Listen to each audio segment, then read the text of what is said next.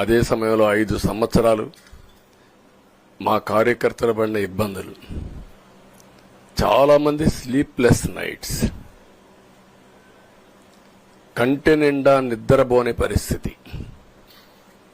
అక్కడి నుంచి నేను చూస్తే చాలా కడాన మనిషిని హింస పెడుతూ, నువ్వు ప్రాణంతో బతకాలంటే జై జగన్ అనమంటే జై తెలుగుదేశం, జై చంద్రబాబుని ప్రాణాలు వదిలిన సందర్భం చంద్రయ్య.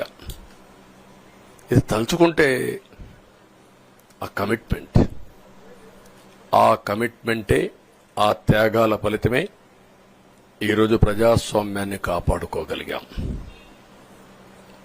ఒక మా కార్యకర్తలకే కాదు, మీడియా 5 ఏళ్లు